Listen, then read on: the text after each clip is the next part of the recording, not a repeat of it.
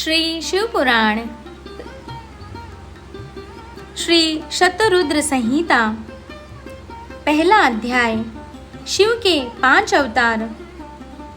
शौनक जी बोले, हे सूत जी, जो परमानंद है, जिनकी लीलाएं अनंत है और जो सर्वेश्वर अर्थात सबके ईश्वर है, जो देवी गौरी के प्रियतम तथा कार्तिकीय व विघ्न विनाशक गणेश जी के जन्मदाता है, उन आदि देव भगवान शिव की हमें वंदना करनी चाहिए।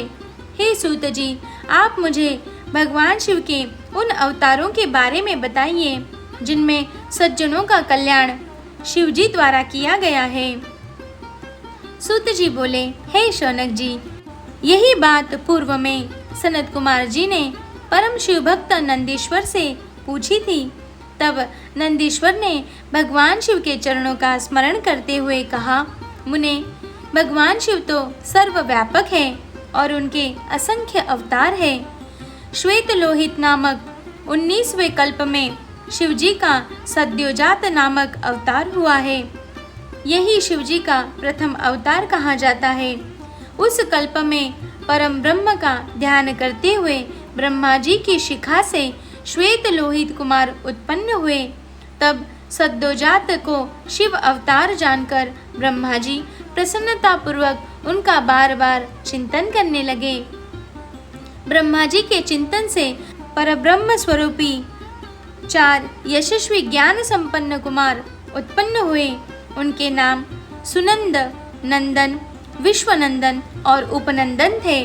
तब सद्योजात भगवान शिव ने ब्रह्मा जी को परम ज्ञान प्रदान किया तथा इस सृष्टि को उत्पन्न करने की शक्ति उन्हें प्रदान की।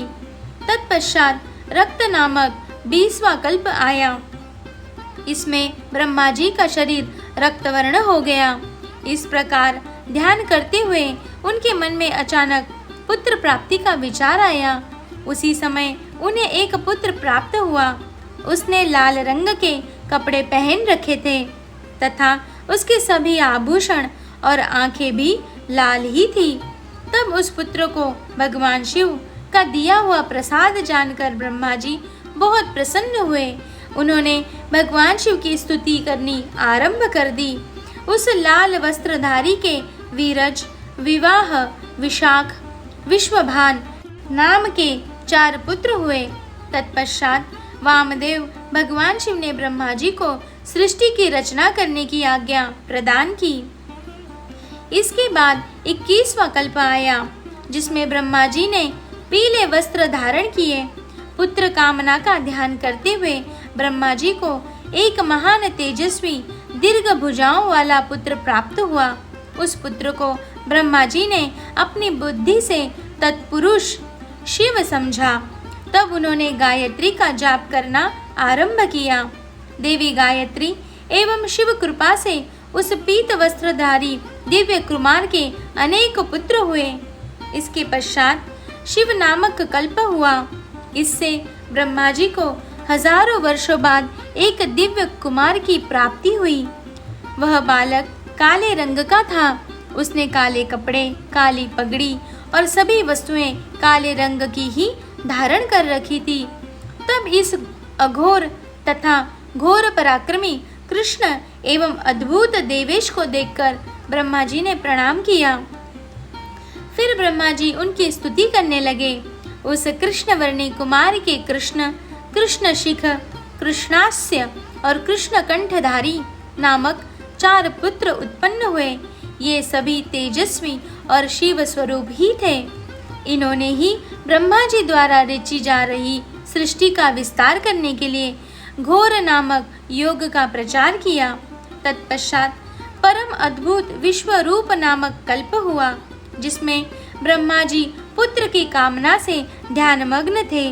तभी उनके चिंतन से सिंहनाद करने वाली विश्वरूपा सरस्वती प्रकट हुई। साथ ही परमेश्वर के 5वें अवतार भगवान ईशान भी प्रकट हुए, जिनका रंग स्फटिक के समान उज्जवल था और उन्होंने अनेक प्रकार के सुंदर रत्न आभूषण धारण किए हुए थे। तब उन ईशान की जटी, मुंडी, शिखंडी और अर्धमुंड नामक 4 पुत्र हुए। इन बालकों ने भी योग का मार्ग अपना लिया।